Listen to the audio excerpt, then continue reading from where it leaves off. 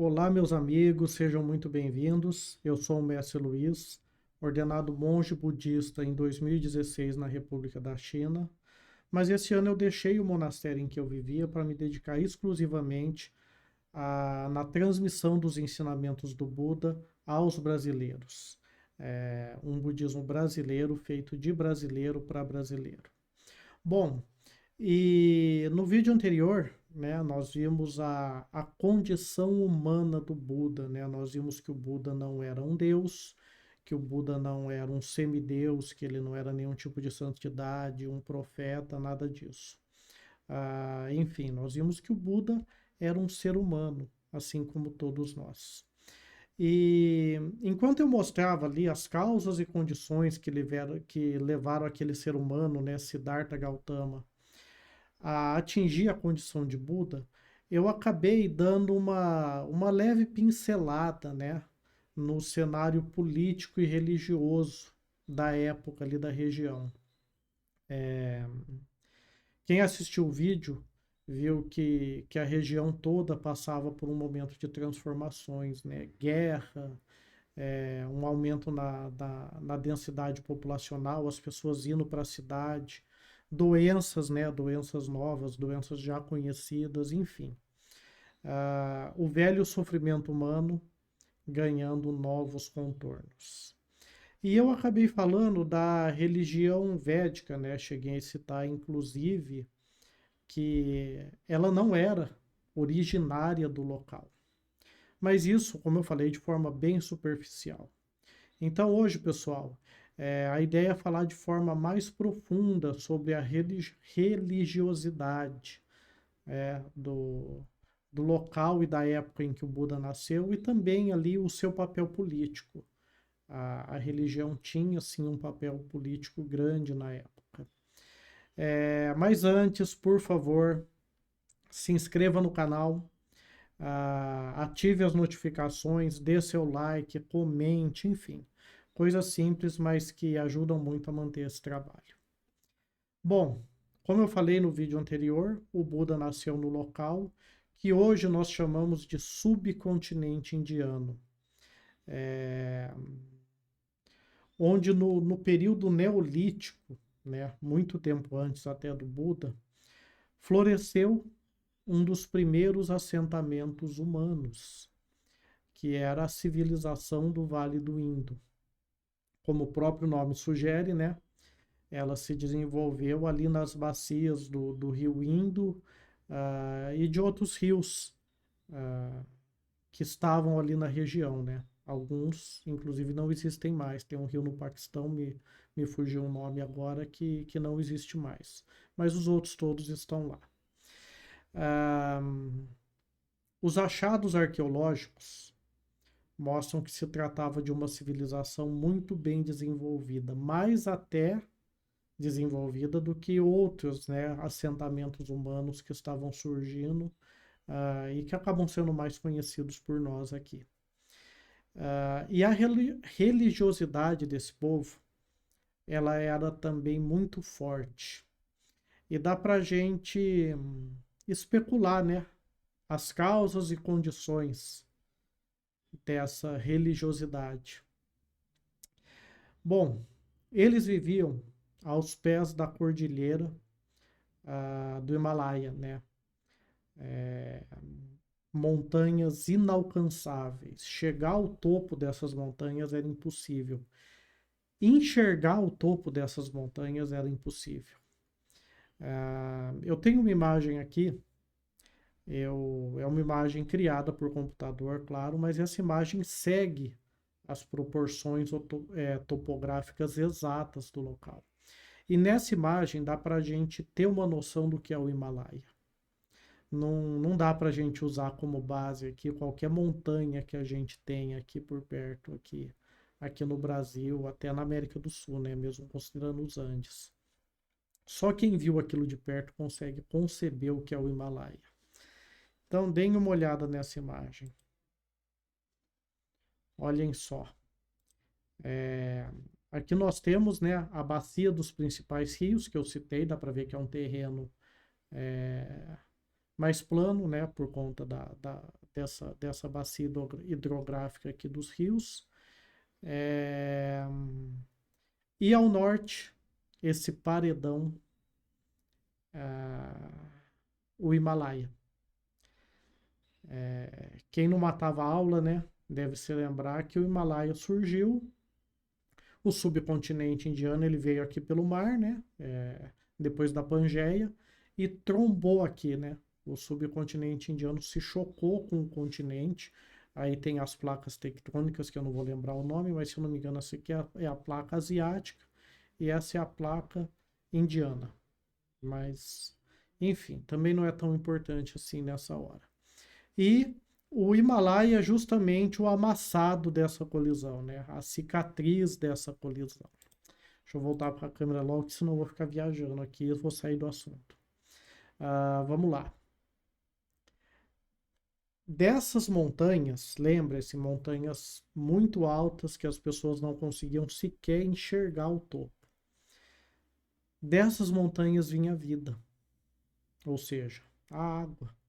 A água de praticamente todos os rios ali vinham do degelo do Himalaia. Mesmo nos períodos de estiagem. Então, longos períodos sem chuva e aquela água continuava vindo da montanha. Claro, os deuses deveriam morar naquelas montanhas. E aí eles abasteciam, eles alimentavam as pessoas através dos rios.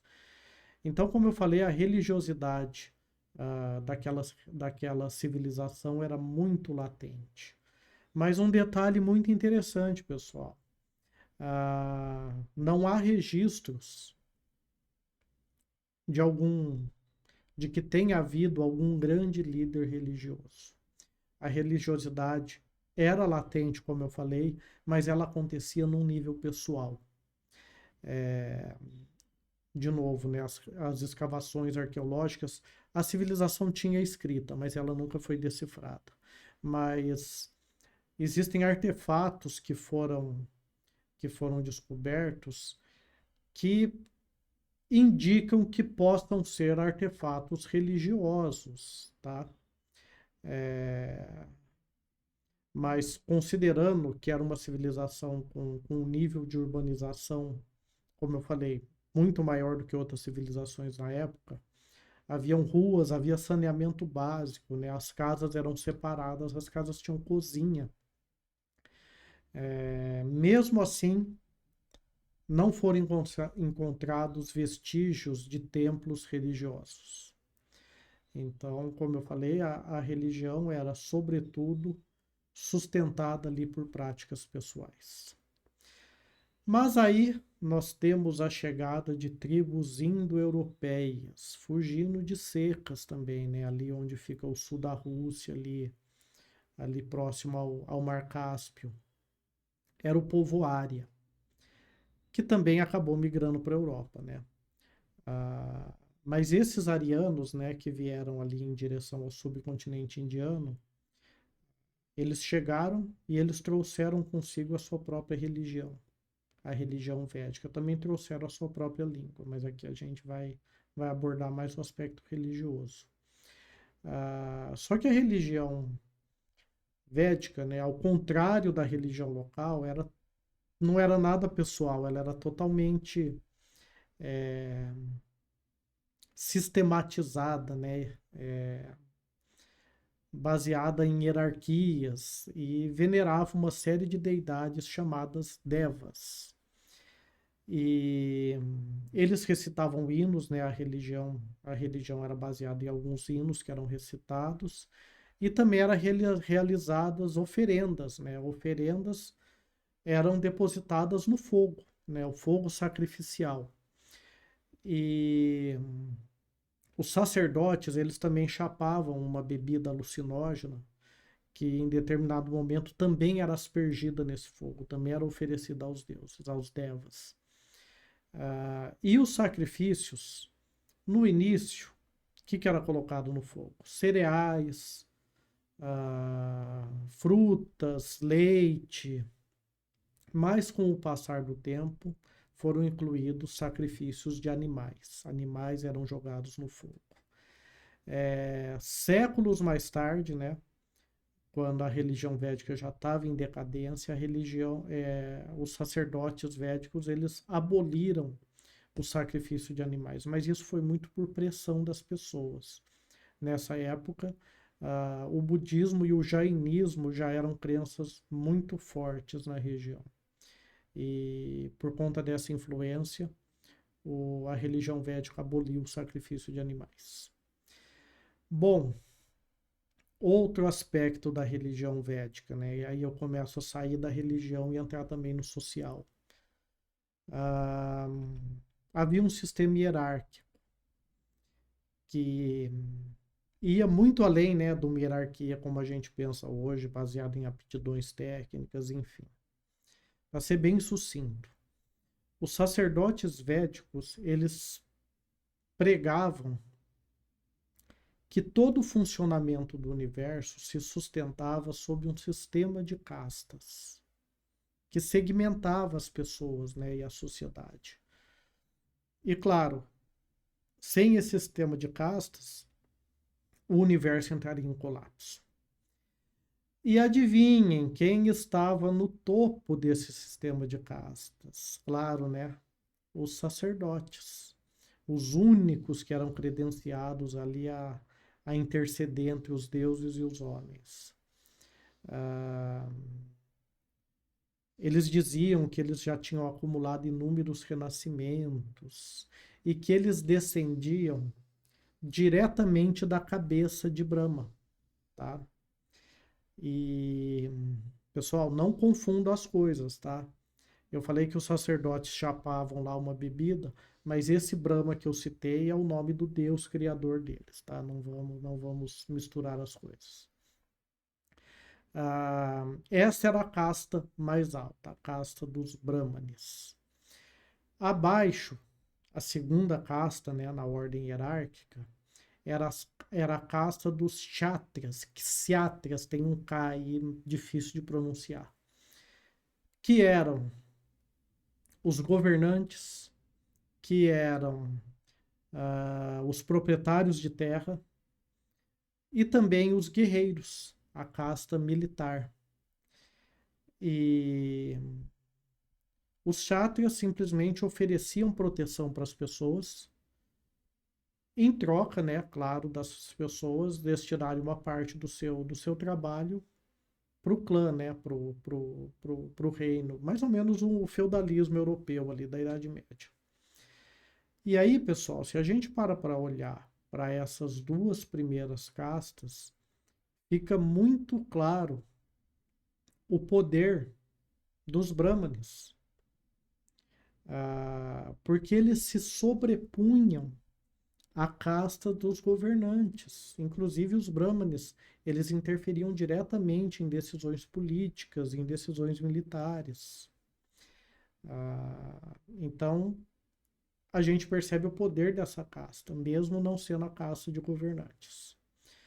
Bom, a terceira casta, né, na hierarquia era dos Vaishyas, que eram comerciantes, trabalhadores rurais, ferreiros, enfim, os prestadores de serviços ali. Eram homens livres, alguns até conseguiam acumular riquezas, acumular uma pequena fortuna. A eles era concedido isso. Mas aos Vaishyas era negado o direito à propriedade e o direito à alfabetização. E a quarta casta, né, abaixo dos Vaishyas, era a casta dos Shudras, né, a casta mais baixa, que eram os trabalhadores braçais. Eles viviam em condições muito difíceis, muito precárias. E nos textos védicos, os Shudras eram descritos como, abre aspas, tá? Eu até deixei aqui uma colinha no computador.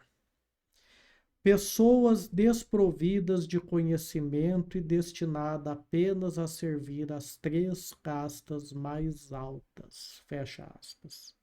Isso consta ou ao menos constava, nos textos védicos. Então você percebe que a religião ela exercia um domínio social. É... Na verdade, era algo que se retroalimentava, né?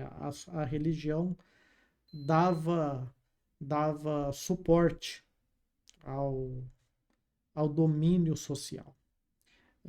E isso era tão arraigado que esse domínio não precisava acontecer através da força. A religião passava para as pessoas das classes mais baixas que em próximos renascimentos eles ascenderiam às classes mais altas. Então, com isso, eles mantinham o sistema. Um Shudra não tinha como se rebelar contra o sistema de castas, porque daí alguns renascimentos ele seria beneficiado por esse sistema. Então, é um, é um sistema de dominação sistêmico, arraigado. E como eu falei, raramente era necessário o uso da força para se manter esse sistema. E outra coisa, pessoal, quando a gente olha para o sistema de castas, fica muito claro o domínio que os árias impuseram ao povo local ao longo do tempo.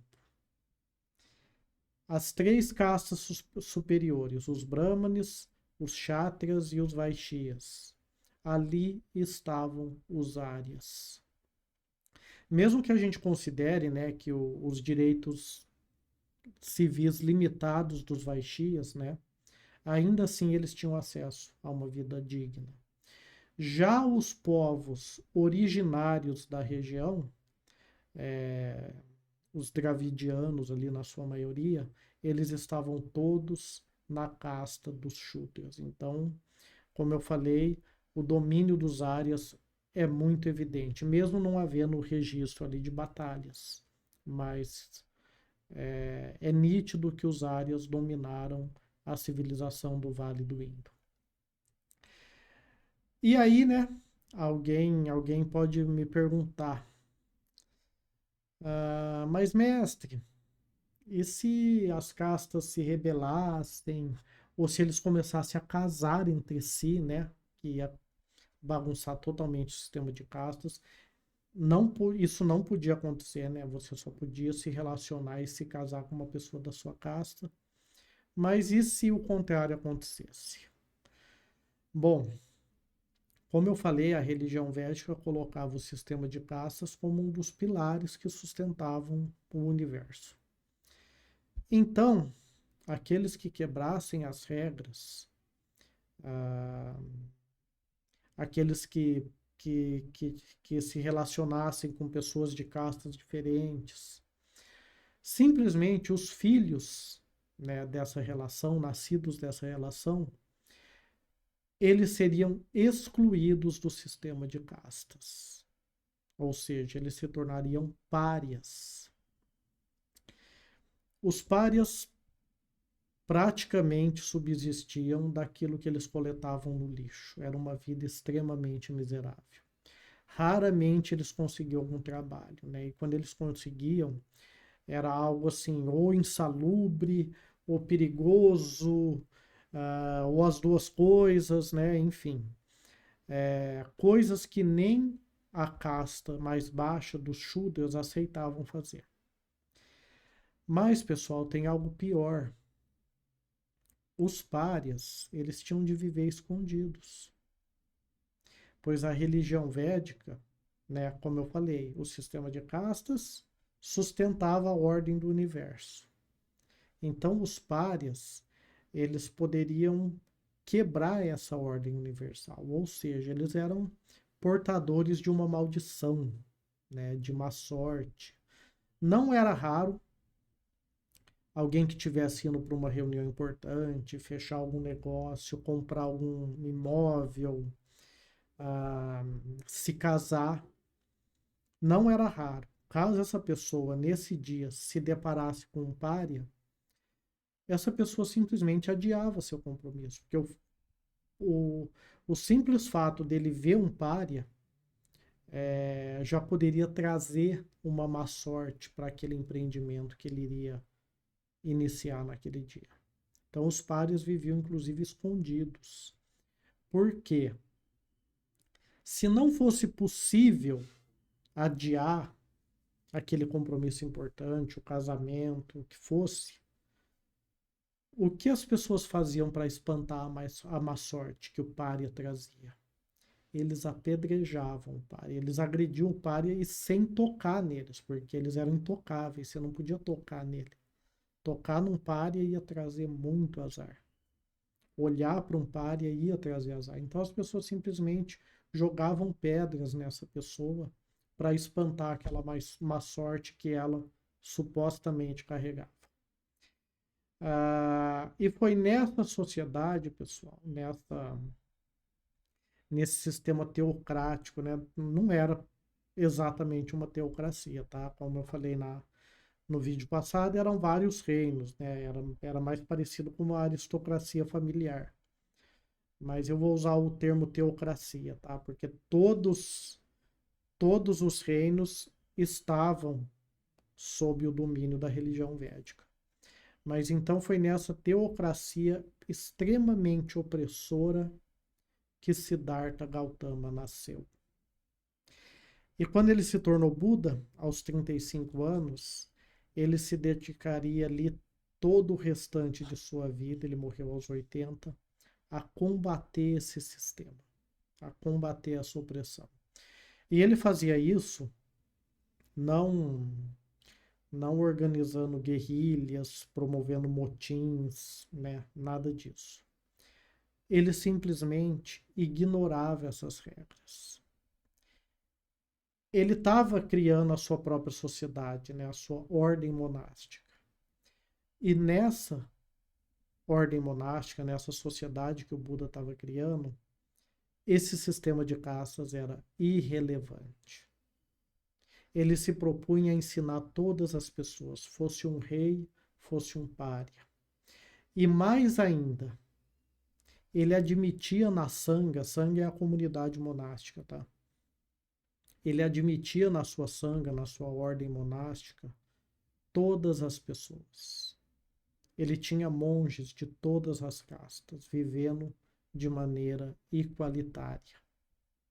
Ele admitia párias, ele admitia mulheres na Sangha, né?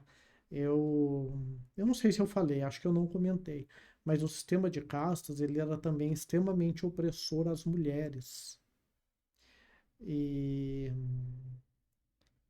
e o Buda ordenava mulheres de forma igualitária aos homens. Na Sangha do Buda, não havia distinção de gênero. E ele ordenava mulheres párias, né, para desespero dos reaças locais, né, dos brahmanes, da classe dominante. Ah, e o Buda repetia em todo lugar que ele ia. A nobreza de uma pessoa está na sua sabedoria, está na sua conduta, não na sua linhagem sanguínea. Né? Por isso eu postei algo há tempo atrás aí no Instagram que eu falo as 4 realidades verdadeiras para os nobremente esclarecidos. É isso. A palavra Arya significa nobre. E para o Buda, ninguém era nobre porque pertencia a determinada casta. Os nobremente esclarecidos, esses eram os nobres. Como eu falei, a nobreza era determinada pela sabedoria e pela conduta, perdão. E claro, né, que esse discurso aí subversivo do Buda desagradou muita gente poderosa. Eu acredito que o Buda não tenha sido morto porque ele era filho de um rei, né? Ele era a família dele, ele era de uma linhagem alta. Ele era um kshatriya, né? A segunda casta. E então quem matasse o Buda, né, estaria declarando guerra ao reino de Kapilavastu, né, e a todo o clã Shakya, que estava ali todo espalhado pela região. Mas o Buda foi, sim, muito criticado, muito insultado e muito caluniado por conta dessa sua posição. Então, pessoal, para terminar, né? Tô enrolando vocês aqui, já tem 25 minutos. Nossa, eu prometo para mim que eu vou fazer um vídeo de 15 e eu fico aqui falando groselha. Mas vamos lá. Para terminar, tá? Eu queria pedir para vocês que olhassem para a história do Buda, olhassem para o budismo, não apenas como um movimento de transformação interna. Sim, os ensinamentos do Buda, eles nos ajudam a entender a nossa mente, eles nos permitem reprogramar a nossa mente, enfim, entender como a mente opera. Mas os ensinamentos do Buda, pessoal, também são sobre a liberdade, sobre a igualdade, sobre o respeito entre todos os seres, não apenas seres humanos. O Buda, quando se iluminou, suas primeiras palavras foram: todos somos um Buda. E tem muito significado nessa palavra. Ele não atingiu a iluminação e se colocou num patamar superior, porque ele não acreditava nisso. Isso existia no sistema de castas. Então, percebam com mais profundidade, não só essa declaração do Buda após a iluminação, mas todo o sentido do budismo. É muito mais sobre uma busca interna, é também sobre uma transformação externa. Pessoal, então é isso, né? O nosso vídeo termina por aqui, com quase 27 minutos, me perdoem.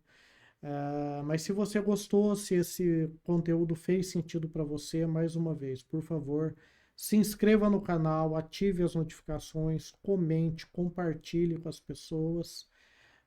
Enfim, vamos construir o budismo brasileiro. Ok, pessoal? Muito obrigado a todos e até o próximo vídeo. E fui. Cadê o trem aqui?